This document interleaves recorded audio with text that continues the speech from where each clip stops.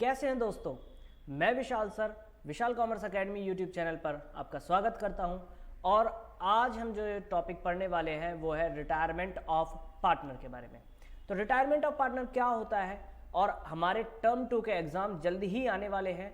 और टर्म 2 के सिलेबस में हमारा रिटायरमेंट जो चैप्टर है वो बहुत वास्ट है, बहुत बड़ा चैप्टर है, और इसकी कवरेज बहुत इंपॉर्टेंट है अगर आपको अच्छे मार्क्स गेन करने हैं एग्ज़ाम में। तो और आज की जो क्लास होने वाली है वो इंट्रोडक्शन क्लास होने वाली है, और इसमें हम कुछ प्रैक्टिकल क्वेश्चंस भी समझेंगे, कुछ प्रैक्टिकल क्वेश्चंस भी करेंगे। One by one, step by step retirement को पूरा समझेंगे as per the Indian partnership act 1932। चलिए sir, without wasting our time let's move on to the topic. तो आज हम जो पढ़ने वाले हैं वो क्या है सर, वो है रिटायरमेंट। रिटायरमेंट किसका? ऑफ पार्टनर का। तो मैं आपको बेसिकली यहाँ पर पहले तो ये बता दूं कि रिटायरमेंट ऑफ पार्टनर जो है वो कहाँ पर लिखा हुआ है लॉ में। तो मैं आपको बता दूं रिटायरमेंट ऑफ पार्टनर जो है वो हमें मिलता है सर इंडियन पार्टनरशिप एक्ट। वो हमें मिलता है सर कहाँ? इंडियन पार्टनरशिप एक्ट 1932 में। और उसका सर सेक्शन नंबर 32 है, उसका सेक्शन नंबर 32 है।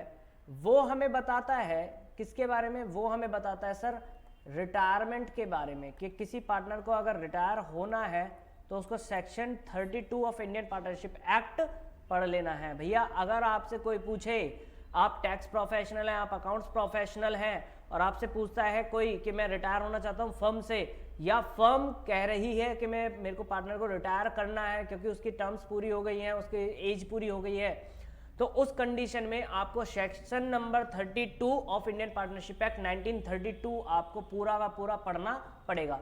तो मैं आपको सेक्शन 32 पूरा आज पढ़ाने वाला हूँ, लॉ की भाषा में नहीं, बहुत ही कॉमन सेंस के बारे में, बहुत कॉमन वर्ड्स में हम आज समझने वाले हैं। Section 32 of Indian partnership act 1932 जो कि डील करता है किससे? जो कि सर डील करता है हमारे रिटायरमेंट ऑफ पार्टनर से। बात समझे कि नहीं समझे? सर समझ गए, यहाँ तक तो कोई दिक्कत नहीं है कि हाँ रिटायरमेंट अगर हमें पढ़ना है तो कौन सा सेक्शन पढ़ना है सर? इंडियन पार्टनरशिप एक्ट 1932 का सेक्शन नंबर 32 ही हमें पढ़ना पड़ेगा। चलिए जी, तो अगर कोई पार्टनर रिटायर होता है, अगर कोई पार्टनर रिटायर होता है तो उसको क्या करना होगा सर? सबसे पहले तो उसको ना एक नोटिस देना पड़ेगा इन एडवांस। बिना नोटिस के, बिना कंसेंट ऑफ ऑल पार्टनर्स कोई भी पार्टनर रिटायर नहीं हो सकता। तो यहां से पहली बात क्या समझ में आ गई कि पार्टनर का कंसेंट जरूरी है। अगर पार्टनर का कंसेंट नहीं है तो आप रिटायर नहीं हो सकते as per the partnership act. चलिए सर एक और एग्जांपल सुनते हैं। मान लीजिए एक पार्टनर है, वो रिटायर होना चाहता है फर्म से और रिटायर हो भी गया, लेकिन उसने पार्टनरशिप डीड या एक एग्रीमेंट के थ्रू रिटायरमेंट नहीं ली। अब ये एग्रीमेंट क्या होता है सर? सर उस जब पार्टनर रिटायर होगा ना तो सेक्शन 32 जो मैंने आपको बताया है, सेक्शन 32 के अकॉर्डिंग ये लिखा हुआ है कि उसको ना रिटर्न में सभी पार्टनर के रिटर्न में सभी पार्टनर से साइन कराने होंगे कि अब भाई मैं पार्टनर के रूप में अब काम नहीं करूंगा इस फर्म में, मुझे रिटायरमेंट लेनी है। और ऐसा करने से फायदा ये होगा जो थर्ड पार्टीज हैं उनकी लायबिलिटी से वो डिस्चार्ज हो जाता है। अदरवाइज अगर पार्टनर ने वो पार्टनरशिप डीड या पार्टनरशिप एग्रीमेंट में ये चेंज नहीं करवाया या एग्रीमेंट नहीं बनवाया, ये जो रिटायरमेंट वाला एग्रीमेंट है अगर नहीं बनवाया एज पर सेक्शन 32, तो इवन वो पार्टनर नहीं रहा, पार्टनरशिप फर्म से चला गया, लेकिन फिर भी थर्ड पार्टी के लिए वो लायबल होगा। सर ये क्या बात हुई? हाँ जी सर यही बात हुई। तो इसको आप ध्यान से समझिए कि उसको नोटिस देना पड़ेगा एडवांस में। दूसरी बात, उसको रिटर्न में सारे पार्टनर के कंसेंट लेना पड़ेगा कि अब वो पार्टनरशिप फर्म में पार्टनर की तरह नहीं रहेगा। बात समझे कि नहीं समझे? जी सर समझ गए। तो यहां तक तो आपको समझ में आ गया होगा। चलिए सर, अब पार्टनर जब रिटायर होता है तो उसको क्या क्या मिलेगा? जब पार्टनर रिटायर होता है तो उसको क्या क्या मिलेगा? चलिए जी, जब पार्टनर रिटायर होता है तो उसको क्या क्या मिलेगा यहां समझते हैं। जब पार्टनर रिटायर होगा तो उसे क्या क्या मिलेगा? देखिए जी उसको क्या क्या मिलेगा।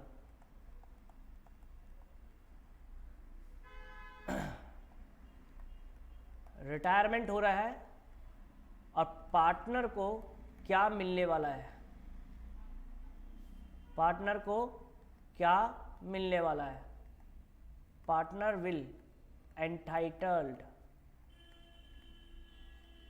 पार्टनर को क्या मिलने वाला है सर, पार्टनर रिटायर हो रहा है, पार्टनर को क्या मिलने वाला है, देखिए जी क्या मिलने वाला है। सबसे पहला पॉइंट उसको उसकी कैपिटल वापस मिलेगी जो उसने कैपिटल लगा रखी है, ठीक है जी। इसके अलावा सर उसको शेयर मिलेगा गुडविल में, शेयर मिलेगा किसका, गुडविल का, ठीक है जी। इसके अलावा सर उसको प्रॉफिट में हिस्सा मिलेगा, ठीक है जी। प्रॉफिट या लॉस जो भी होगा करंट ईयर का, उसमें उसको शेयर, या तो लॉस होगा तो देना पड़ेगा और प्रॉफिट है तो उसको मिलेगा। इसके अलावा सर इसके अलावा असेट एंड लायबिलिटीज का रीवैल्यूएशन किया जाएगा, असेट एंड लायबिलिटीज का रीवैल्यूएशन किया जाएगा और रीवैल्यूएशन से जो प्रॉफिट होगा या फिर लॉस होगा उसमें शेयर मिलेगा। बात समझे नहीं समझे? जी सर समझ गए। इसके अलावा और क्या मिलेगा सर, एक्यूमुलेटेड प्रॉफिट्स अगर हैं फर्म के पास वो मिलेंगे, रिजर्व एंड सरप्लस हैं उसके पास, उसमें उसको हिस्सा मिलेगा। बात समझे कि नहीं समझे? जी सर समझ गए। इसके अलावा ना पार्टनरशिप डीड के अनुसार मिलेगा, क्या मिलेगा, अगर इंटरेस्ट ऑन कैपिटल है तो उसे उतने दिन का इंटरेस्ट ऑन कैपिटल मिलेगा जितने दिन वो फर्म में रहा है। सर अगर सैलरी, कमीशन, रेमोनरेशन ऐसी कोई चीज लिखी हुई थी एज पर पार्टनरशिप डीड तो उसको वो भी दिया जाएगा। बात समझे नहीं समझे? सर ठीक है, तो यहाँ से आपको ये बात पता लग गई होंगी कि अब पार्टनर को क्या क्या मिलेगा, कैपिटल मिलेगी, गुडविल में शेयर मिलेगा, प्रॉफिट और लॉस में करंट ईयर के प्रॉफिट या लॉस में उसको शेयर मिलेगा, रीवैल्यूएशन किया जाएगा असेट एंड लायबिलिटीज का और असेट एंड लायबिलिटीज के रीवैल्यूएशन से प्रॉफिट होगा या लॉस होगा तो वो भी उसको हिस्सा मिलेगा। इसके अलावा एक्यूमुलेटेड प्रॉफिट मिलेगा, रिजर्व एंड सरप्लस में हिस्सा मिलेगा, interest on capital, salary, commission, remuneration, interest on drawing charge करना है, ड्राइंग्स कर सकता है नहीं कर सकता है, as per the partnership deed, as per the question we will treat them. Okay, clear हो गया यहाँ तक? जी सर क्लियर हो गया यहाँ तक, तो कोई परेशानी है। आगे देखिए जी, देखिए क्या क्या मिलेगा उसे, फटाफट से देखिए क्या क्या मिलेगा उसे। शेयर इन गुडविल मिलेगा, शेयर इन रिजर्व मिलेगा, share in revaluation of asset and liabilities मिलेगा, हाँ जी मिलेगा। ये 3 पॉइंट तो है ही। इसके अलावा कैपिटल पता ही है, वो तो मिलनी ही मिलनी है। अच्छा जी, अब काम कैसे करना है सर वो देखिए, काम कैसे करना है सर वो देखिए। एक बात बताइए आप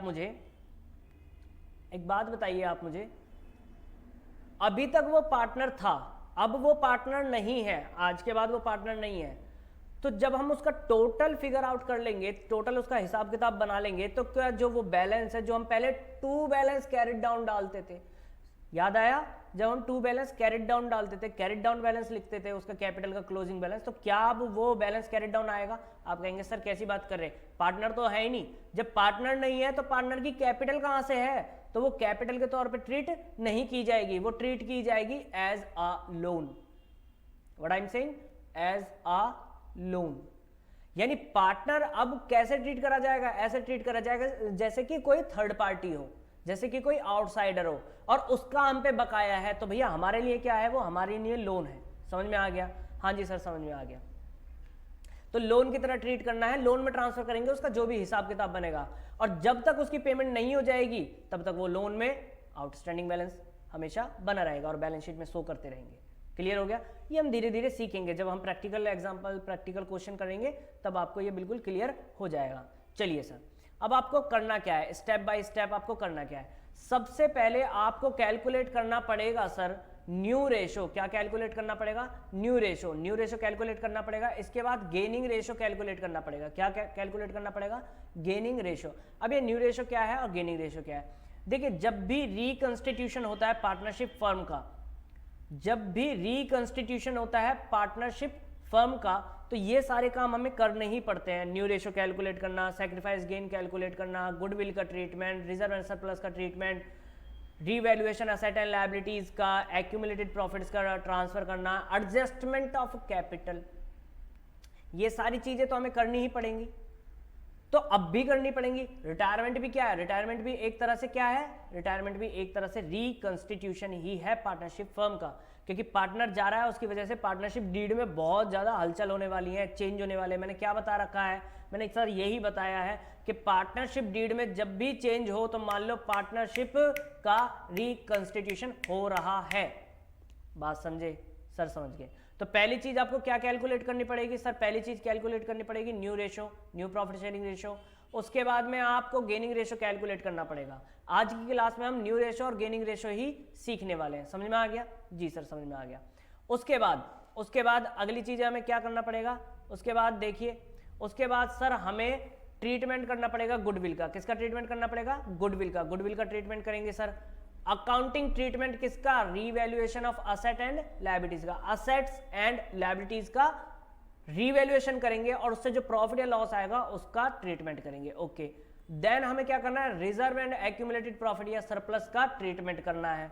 उसके बाद ये आपको फर्दर पॉइंट बढ़ जाएगा। क्यों, क्योंकि यहाँ पर रिटायरमेंट हो रहा है, और रिटायरमेंट हो रहा है तो हमें पेमेंट करना पड़ेगा। या तो हम उसका इमीडिएटली पेमेंट कर देंगे जो भी हिसाब किताब बनता है। अगर इमीडिएटली पेमेंट नहीं कर रहे हैं then we need to just transfer that amount into the loan account. समझ में आ गया, पार्टनर के लोन अकाउंट में ट्रांसफर करना पड़ेगा, नहीं करना पड़ेगा, हाँ सर करना पड़ेगा, अभी तो समझा था। और लास्ट में हम क्या करेंगे, कैपिटल का एडजस्टमेंट करेंगे। Got it ji sir, topic तो समझ में आ गया सर, चैप्टर कैसे चलने वाला है, चैप्टर कैसे चलेगा ये तो समझ में आ गया। अब सर फटाफट से न्यू रेशो और गेनिंग रेशो कैलकुलेट करना सीख लेते हैं। चलिए जी, न्यू रेशो और गेनिंग रेशो कैलकुलेट करना सीख लेते हैं। बहुत ईजी है सर, बहुत ही ईजी है। मेरी बात सुनिएगा ध्यान से, न्यू रेशो की बात कर रहे हैं हम। न्यू रेशो कैसे कैलकुलेट करेंगे, अगर आपको कोई भी इंफॉर्मेशन नहीं पता, अगर आपको कोई भी इंफॉर्मेशन नहीं पता क्वेश्चन के अकॉर्डिंग, क्वेश्चन में आपको कोई इंफॉर्मेशन नहीं दी गई, ज्यादा इंफॉर्मेशन नहीं दी गई, सिर्फ ये कहा गया इतने पार्टनर है, एक पार्टनर रिटायर हो गया, न्यू रेशो कैलकुलेट कीजिए, बस इतनी ही बात पता है। क्या पता है, इतने पार्टनर है एट प्रेजेंट, एक पार्टनर चला गया, रिटायर हो गया, न्यू रेशो कैलकुलेट कीजिए। तो बहुत ही ईजी है, जो पार्टनर चला गया उसको हटा दो, बाकी के जो एग्जिस्टिंग पार्टनर बच जाए उनका जो प्रॉफिट शेयरिंग रेशो होगा वही न्यू रेशो ट्रीट कर लिया जाएगा। बात समझे कि नहीं समझे, हाँ जी सर समझ गए। लेकिन कब होगा ये, कंडीशन कब है, जब कोई भी इंफॉर्मेशन आपके पास नहीं है, बस ये पता है कि इतने पार्टनर थे, एक पार्टनर चला गया, अब हमें न्यू रेशो बताओ, बस समझ में आ गया जी सर। चलिए जी, इलस्ट्रेशन नंबर 1 चेक करेंगे, क्या कहता है, एक्स वाई जेड, तीन पार्टनर है एक्स वाई जेड, जिनका प्रॉफिट शेयरिंग रेशो क्या है 3:2:1। एक्स वाई जेड तीन पार्टनर है, रेशो क्या है 3:2:1। कह रहा आप हमें न्यू रेशो कैलकुलेट करके बताइए। ऑप्शन है, तीन केसेस है। पहला केस क्या है, अगर एक्स रिटायर होता है तो, वाई रिटायर होता है तो, और जेड रिटायर होता है तो। समझ में आ गया। चलिए सर, अब मैं आपसे कहता हूं सर, पहला अगर एक्स रिटायर हो रहा है, पहला केस क्या है, एक्स रिटायर हो रहा है। अगर एक्स रिटायर हो गया तो कौन कौन बचा सर, वाई और जेड बचा, वाई और जेड बचा। रेशो क्या बचा, एक्स का हटा दो, एक्स का हटा दो, तो एक्स का अगर मैं ये वाला शेयर हटा दूं तो मेरे पास सिर्फ ये और ये बचेगा। बात समझे कि नहीं समझे, हाँ जी सर समझ गए। तो रेशो क्या आ जाएगा सर, रेशो आ जाएगा 2:1। तो ये हमारा न्यू रेशो बन गया। समझ गए, हाँ जी सर समझ गए। सेकंड केस देखिए, सेकंड केस देखिए, सेकंड केस क्या कहा, कौन रिटायर हुआ है सर, सेकंड केस देखिए कौन रिटायर हुआ है सर, वाई। अब की बार वाई को हटा दो, अब की बार वाई को हटा दो, वाई को हटा दिया तो कौन बचा, एक्स और जेड, दो बचे। वाई हट गया तो कौन बचा, एक्स और जेड। तो न्यू रेशो किसका निकलेगा, एक्स का निकलेगा सर और जेड का निकलेगा। क्या क्या बचा न्यू रेशो, 3:1। खत्म सर खत्म। थर्ड पॉइंट देखिए, थर्ड केस में क्या कह रहा है सर, थर्ड केस में कह रहा है जेड रिटायर हो गया। कौन रिटायर हो गया, जेड। तो कौन कौन बचा सर, एक्स बचा और वाई बचा, एक्स बचा और वाई बचा। तो जेड को रिटायर करो सर, सर जेड को रिटायर करा तो क्या रेशो बचा, 3 और 2। फटाफट से बता दीजिए न्यू रेशो क्या आएगा, 3:2। खत्म सर, वी हाँ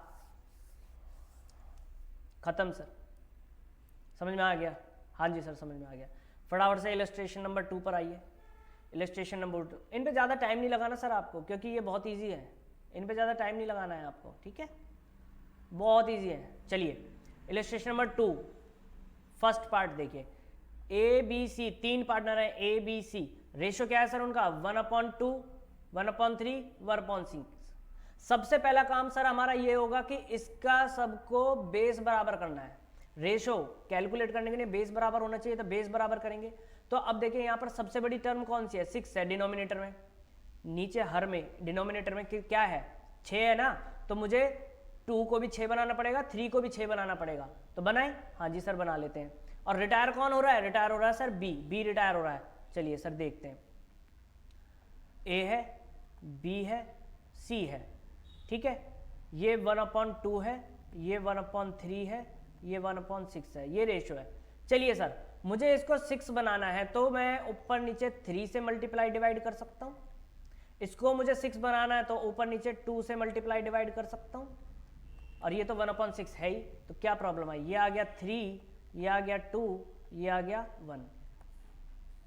ये हमारा सर ओल्ड रेशो है, ये ओल्ड रेशो है। रिटायर कौन हुआ था सर, रिटायर हुआ था बी, रिटायर हुआ था बी, और कोई भी इंफॉर्मेशन नहीं पता, तो कौन कौन बचा सर, ए और सी बचा। रेशो क्या बचा 3:1, ये हमारा न्यू रेशो आ गया।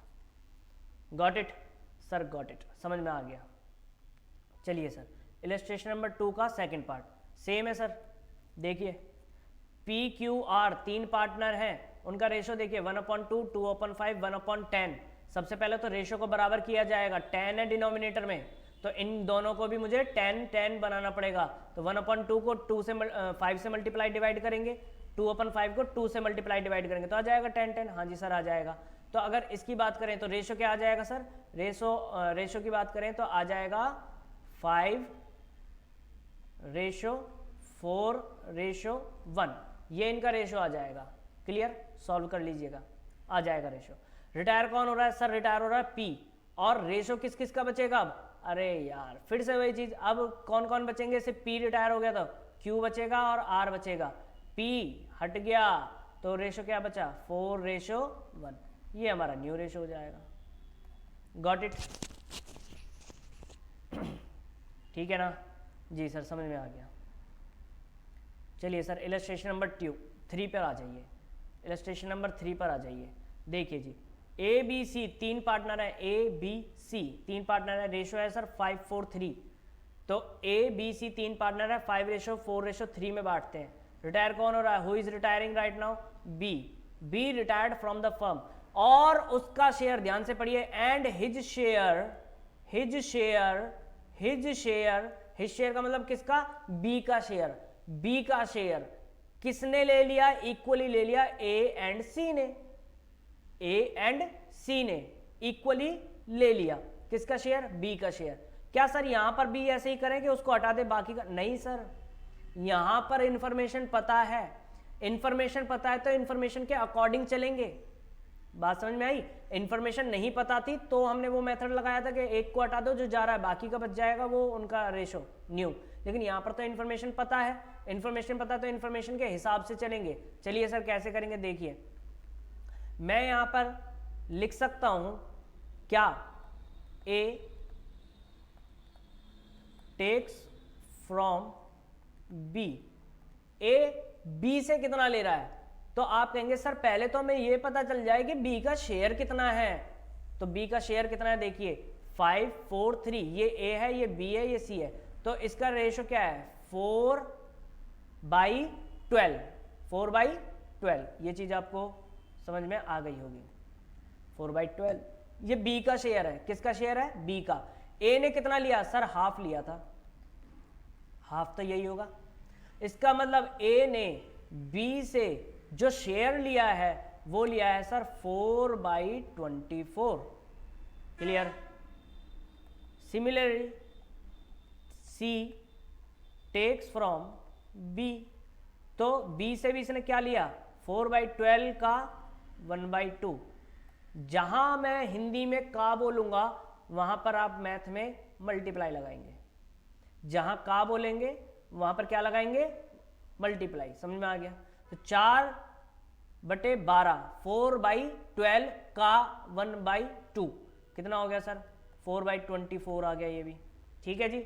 अब मुझे क्या निकालना है, अब मुझे बहुत इजी हो गया सर, अब मुझे क्या निकालना है, as new share, A is new share. तो आप कहेंगे सर ए का ओल्ड रेशो था 5/12 और 4/24 उसने बी से ले लिया, समझ में आ गया। तो अब कैसे करेंगे सर, एलसीएम लेंगे 24 आएगा, एलसीएम लेंगे सर 24 आएगा, ये आ जाएगा सर सॉल्व करके 10 + 4, सो इट विल कम 14/24, समझ में आ गया। C is new share, sir C का न्यू शेयर निकालिए, same as it is. Sir C का शेयर था 3/12 पहले, 4/24 उसने बी से ले लिया, तो 24 एलसीएम आ गया, ये आएगा सर 6 + 4, इसका मतलब ये आ जाएगा 10/24। क्लियर हो गया जी सर, क्लियर हो गया। तो अब न्यू रेशो की अगर बात करें, न्यू रेशो किस किस का निकलेगा सर, सिर्फ और सिर्फ ए और सी का निकलेगा। कितना कितना आ गया, ये आ गया सर 14 और 10, 14 और 10, 14 और 10 को जब सॉल्व करेंगे तो इसको 2 से अगर मैं डिवाइड कर दूंगा, कॉमनली डिवाइडेड है बाई 2, तो ये आ जाएगा सर 7/5। स्मॉलेस्ट बनाएंगे, स्मॉलेस्ट, ठीक है। अगर उतना भी छोड़ देंगे 14/10 तो गलत नहीं है, लेकिन और इजी बनाना है उसको, ठीक है, उसको और सॉल्व करना है। ये इलस्ट्रेशन नंबर हमारा 3 खत्म हो गया सर, क्लियर हो गया। इलस्ट्रेशन नंबर 4 पर आ जाइए, इलस्ट्रेशन नंबर 4 पर आ जाइए। Illustration number 4, A B C 3 partner है, ए बी सी, रेशो है सर 5/4/3, रेशो क्या है sir 5/4/3। Who is retired, C retired, mister C retired from the firm, and his share, फिर से वही बात, किसका शेयर, सी का share, taken up by A and B jointly in 3/2। C भाई साहब जा रहे हैं और सी का शेयर ए और बी ने 3/2 में ले लिया। सी भाई साहब जा रहे हैं, सी का शेयर ए और बी ने 3/2 में ले लिया। पहले वो 1:1 में ले रहा था, इससे पहले वाले क्वेश्चन में इक्वली मतलब 1:1, तो अब की बार रेशो गिवन है, किस रेशो में ले रहा है, 3/2 में। बहुत सिंपल है सर, चलिए यही समझा देता हूं।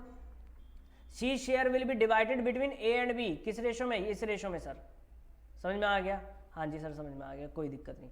चलिए ये क्वेश्चन आप लोग कर लेंगे, बहुत ईजी है, अब तो कोई दिक्कत नहीं होगी। इलस्ट्रेशन नंबर 5 पर आ जाइए। ए बी सी 3 पार्टनर है सर, रेशो है 1/4, 2/5 और 7/20। तो सबसे पहले तो रेशो ही बराबर किया जाएगा, तो रेशो बराबर करेंगे तो सर क्या आ जाएगा, देखिए रेशो बराबर करेंगे तो नीचे 20 है सबसे हाईएस्ट डिनोमिनेटर, तो इनको भी 20-20 बनाना पड़ेगा। 20-20 बनाएंगे तो इसको 5 से मल्टीप्लाई करेंगे, डिवाइड करेंगे तो आ जाएगा 20, इसको 4 से करेंगे तो आ जाएगा। तो सर रेशो आ जाएगा 5/8/7। क्लियर हो गया, रेशो क्या आएगा 5/8/7। कौन रिटायर हो रहा है सर, ए रिटायर हो रहा है, ए रिटायर हो रहा है, ए का शेयर कितना है 5/20, 5/20। ओके सर, और उसका share and his share taken up by किसने ले लिया, बी और सी ने ले लिया, किस रेशो में लिया सर 1/2 रेशो में लिया। क्लियर है, चलिए सर इसको कर ले, वैसे तो सेम टू सेम वैसा ही है जैसे अभी करा था क्वेश्चन, फिर भी चलिए कर लेते हैं एक बार, कोई दिक्कत नहीं, कर लेते हैं एक बार। आप कहेंगे sir B takes from A, B ने ए से कितना लिया, ए का शेयर था सर 5/20 और उसका कितना शेयर लिया है सर 1/2, यानी 1/3 बी ने लिया है, ठीक है जी। तो ये आ जाएगा sir 5/60। Clear, 5/60। C takes from A, C ने कितना लिया, सेम 5/20 का 1/2 था ना, तो इसको हो जाएगा 2/3 लिया है सर इसने, तो यह जाएगा 10/60। क्लियर, हाँ जी सर क्लियर। अब आप कहेंगे बीज न्यू शेयर, बी का न्यू शेयर कितना है। आप कहेंगे सर बी का जो शेयर था पहले वो था सर 8/20 और अब उसने 5/60 किससे ले लिया, ए से ले लिया, तो इसका टोटल अब कितना हो जाएगा, एलसीएम आ जाएगा सर 60। तो ये आ जाएगा 24 plus 5, it means 29/60। C's new share, अगर सी के न्यू शेयर की बात करें, सी के न्यू शेयर की बात करें तो सर सी का न्यू शेयर कितना आएगा? आप कहेंगे सर सी का जो शेयर था वो था 7/20 प्लस कितना ले लिया उसने? 10/60, उससे ले लिया ए से, एलसीएम आ गया सर 60, ये आ जाएगा 21 प्लस 10, इट मीन्स 31/60। तो अगर न्यू रेशो की बात की जाए, अगर न्यू रेशो की बात की जाए तो न्यू रेशो किस किस का निकलेगा? पहले तो ये बताइए सर, बी और सी का निकलेगा, और कितना निकलेगा सर? 29/31। क्लियर हो गया सर? क्लियर है, समझ में आ गया सर। इलस्ट्रेशन नंबर 6 पर आ जाइए। इलस्ट्रेशन नंबर 6 देख रहे हैं कितना इजी है? बहुत इजी है, बहुत ही इजी है, थोड़ा सा आपको दिमाग लगाना बस। पी क्यू आर 3 पार्टनर है, रेशो है सर 5:3:2। अब तो बराबर करने का झंझट ही नहीं है, दे रखा है। कौन रिटायर हो रहा है? सर आर रिटायर हो रहा है, और उसका share entirely taken up by P. बहुत आसान है सर, ये तो सिर्फ और सिर्फ पी ने लिया है, सिर्फ और सिर्फ पी ने लिया है, तो क्या दूसरे पार्टनर के में प्लस कर देंगे? सर कैसी बात करो, पी ने लिया तो पी के में प्लस करेंगे ना, बस हो गया बेटा। क्या दिक्कत है? क्या दिक्कत है? चलिए जी, आर का शेयर कितना है? आर का शेयर है सर ये वाला 2/10। 2/10 किसने लिया है? सिर्फ पी ने लिया है, तो पी के में प्लस कर दो, क्यू को एज इट इज रहने दीजिए, आ जाएगा। देखिए जैसे कि पी का शेयर, देखिए पी का शेयर पहले कितना था? 5/10, 5/10 है ना, उसके में कितना प्लस करा? किसका प्लस करेंगे? आर का 2/10, तो इसका आ जाएगा 7/10, आ गया 7/10। क्लियर हो गया? और क्यू का तो चेंज होगा ही नहीं, अनचेंज रहेगा। आर का प्लस करा तो पी का शेयर आ गया प्लस करके, रेशो आ जाएगा सर 7:3। क्लियर हो गया सर? क्लियर हो गया? क्लियर है जी? हाँ जी सर, बिल्कुल क्लियर है, यहाँ तक कोई दिक्कत नहीं है। चलिए इलस्ट्रेशन नंबर 7 पर आ जाइए। ये थोड़ा सा ट्रिकी क्वेश्चन है और कुछ भी नहीं है, सिर्फ ट्रिकी क्वेश्चन है और कुछ भी नहीं है। Illustration number 7, A B C 3 partner है, रेशो देखिए 7/15, 1/3, 1/5। पहले तो रेशो को क्या किया जाएगा सर? इक्वल किया जाएगा। सबसे बड़ा डिनोमिनेटर 15 है, तो बाकियों को हमें 15 बनाना पड़ेगा, तो इस वाले को 5 से मल्टीप्लाई डिवाइड करना पड़ेगा, इस वाले को 3 से मल्टीप्लाई डिवाइड, तो रेशो आ जाएगा सर 7:5:3। क्लियर हो गया? रेशो क्या आएगा? 7:5:3। चलिए सर एक चीज सॉल्व कर ली। रिटायर कौन हो रहा है सर? बी रिटायर हो रहा है, और उसका शेयर ए और सी ले रहे हैं किस रेशो में? 3:2 में। यहां तक क्वेश्चन हो जाएगा सर, कर लेंगे, कोई दिक्कत नहीं है, कर लेंगे सर, कोई दिक्कत नहीं है। बाद में क्या हुआ? डी एडमिट कर लिया कितने शेयर के लिए? 1/3 शेयर के लिए, 1/3 शेयर के लिए। यहां पर ये कोमा है भैया, इसको याद रखिएगा, ये कोमा है, ये सेंटेंस खत्म हो गया है। अगला सेंटेंस, डी एडमिट हुआ 1/3 शेयर के लिए, 1/4 share, 1/4 of which was given by A. इस 1/3 का 1/4 तो कौन दे रहा है? ए दे रहा है, और बाकी जो बच जाएगा उसको इक्वली दे रहे हैं ए और सी, उसको इक्वली दे रहे हैं ए और सी। समझ में आ गया सर? इसको तो करके दिखाइए, ये हमें ज़्यादा समझ में नहीं आ रहा है। चलिए जी कोई दिक्कत नहीं, आपकी मान लीजिए हमने। यहाँ देखिए, यहाँ देखिए जी, सबसे पहले यहाँ देखिए जी, आप कहेंगे सर पहले क्वेश्चन था कि बी रिटायर हो रहा है और उसका शेयर कौन ले रहा है? देखिए कौन रिटायर हो रहा है? बी रिटायर हो रहा था, और ए और सी 3:2 में ले रहे थे बी का शेयर। ठीक है जी, ये बात है। तो आप कहेंगे sir A takes from B, A ने बी से कितना लिया? तो बी का शेयर जो है, बी का शेयर है सर 5/15, उसका कितना लिया था? उसका लिया था सर 3/5।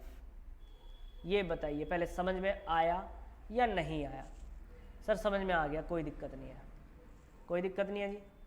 इसको सॉल्व करने के लिए देखिए 5 से 5 को मैं डिलीट कर सकता हूँ, काट सकता हूँ, तो ये आ जाएगा सर कितना? 3/15। Clear? 3/15। C takes from B. अब सी ने बी से कितना लिया, सेम 5/15 का 2/5, 3:2 में लिया था ना, तो 2/5 हो जाएगा। 5 से 5 को फिर दोबारा मैं काट दूंगा तो ये आ जाएगा 2/15। इजी कैलकुलेशन के लिए मैं कर रहा हूं, अगर आप नहीं काटना चाहते तो कोई दिक्कत नहीं है। अब सर आप कहेंगे ए न्यू शेयर, ए का न्यू शेयर कैसे निकालेंगे? आप कहेंगे ए का न्यू शेयर सर निकलेगा, ए का ओल्ड शेयर था सर 7/15 प्लस 3/15 तो किससे ले लिया, 3/15 ले लिया सर बी से, तो इसके पास जो शेयर हुआ सर वो हो गया 10/15।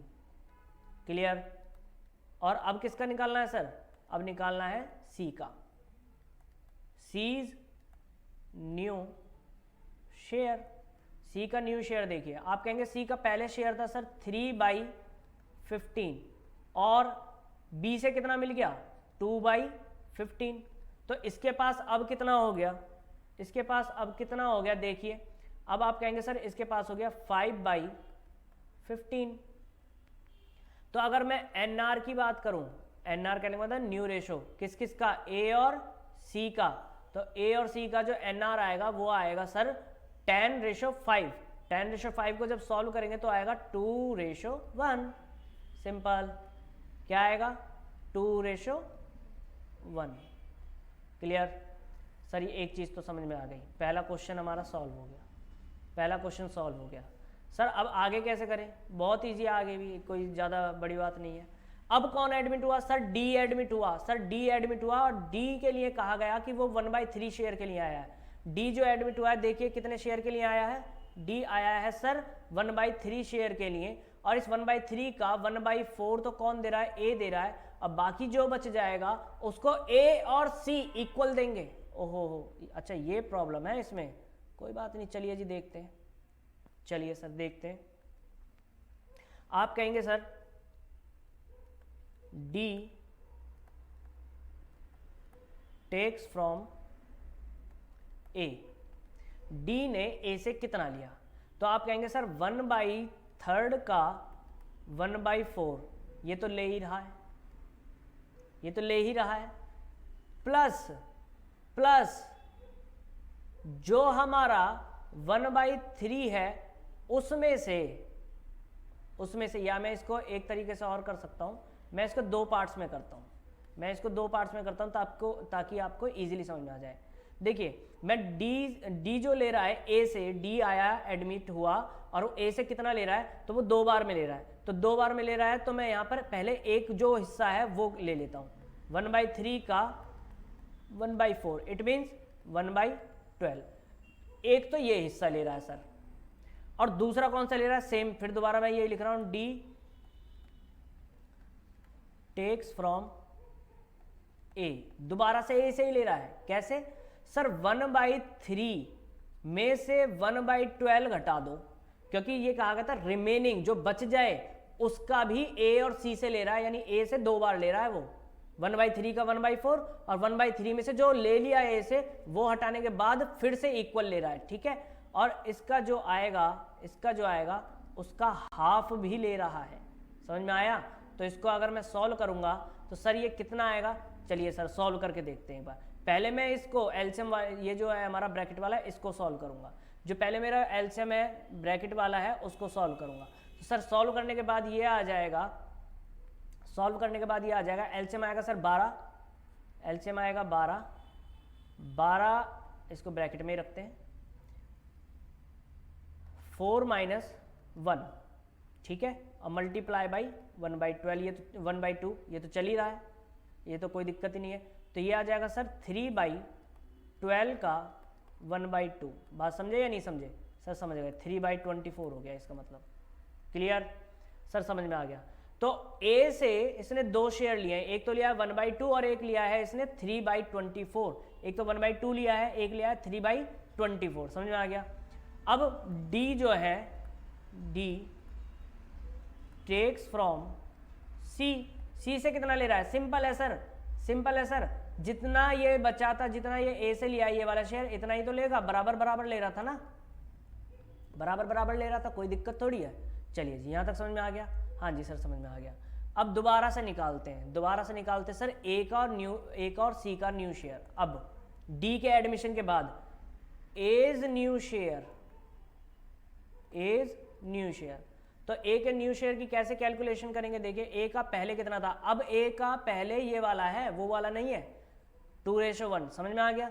तो आप कहेंगे सर 2/3 था, उसमें से सर उसमें से कितना शेयर दे दिया? सर उसने 2 शेयर दिए, एक 1/12 और एक 3/24। तो इन दोनों को प्लस कर लूँ सर? मैं इसको रफली प्लस कर लेता हूँ, इसको मैं रफली प्लस कर लेता हूँ सर। ये आ जाएगा 1/12 प्लस 3/24, तो ये ए से लिया है इसने, ठीक है जी। तो ये आ जाएगा सर 24 एलसीएम आ जाएगा, ठीक है। ये 2 + 3 इट मीन्स 5/24। क्लियर हो गया? ये कितना आएगा? 5/24, 5/24। क्लियर? तो ए का जो न्यू रेशो आएगा वो आएगा 24 एलसीएम आ जाएगा, 24 एलसीएम आ जाएगा, ठीक है। 3 8 24, 16 - 5 इट मीन्स 16 में से 5 गए तो कितने बचेंगे? 16 में से 5 जाएंगे सर, ये बचेंगे 11/24। बी की बात करें, बी नहीं, सी इज न्यू शेयर। सी की बात करें, सी का ओल्ड रेशो था 1/3। 1/3 क्यों? क्योंकि न्यू जो निकाला था आफ्टर रिटायरमेंट ऑफ बी, लेकिन डी के लिए तो न्यू ओल्ड रेशो क्या बनेगा? वही बनेगा, माइनस कितना दे दिया सर उसको? उसको दे दिया 3/24। तो ये आ जाएगा सर एलसीएम आ जाएगा 24, ये आ जाएगा 8 - 1, 8 - 3, 8 - 3, तो ये आ जाएगा 5/24। क्लियर हो गया? अब मैं डी की बात करता हूँ, डी का भी तो शेयर बराबर करना है ना, तो आप डी की बात करेंगे। तो डी की बात करेंगे तो डी आया था 1/3 शेयर के लिए, 1/3 शेयर के लिए। इन दोनों ए और सी के नीचे देखिए, इसके नीचे 24 है, इसके नीचे 24 है, इसको भी 24 बनाने के लिए क्या करना पड़ेगा? 8 से मल्टीप्लाई डिवाइड करना पड़ेगा, तो आ जाएगा 8/24। तो अगर मैं न्यू रेशो की बात करूं, एनआर की बात करूं, अगर मैं एनआर की बात करूं तो एनआर किस किस का निकलेगा? एनआर किस किस का निकलेगा? एनआर निकलेगा सर ए, सी और डी का, ए, सी और डी का। तो कितना निकलेगा सर? उसका आ रहा था 11, इसका आ रहा था सर 5 और इसका आ रहा था सर 8। क्लियर हो गया? समझ में आया नहीं आया? तो ये हमारा न्यू रेशो आ गया ए, सी और डी का। क्लियर है जी? हाँ जी सर क्लियर है, कोई दिक्कत नहीं है। तो यहाँ तक था हमारा न्यू रेशो कैलकुलेट करने का तरीका। आई होप आपको वीडियो पसंद आई होगी। अगर वीडियो पसंद आई है तो हमारे चैनल को सब्सक्राइब ज़रूर कीजिए और वीडियो का शेयर कीजिए, ताकि जो बच्चे ट्यूशन नहीं ले सकते या फिर जो ले भी रहे हैं और उन्हें कंसेप्ट क्लियर नहीं हो रहे हैं तो उनके कंसेप्ट क्लियर हो सके। Thank you so much for watching this video.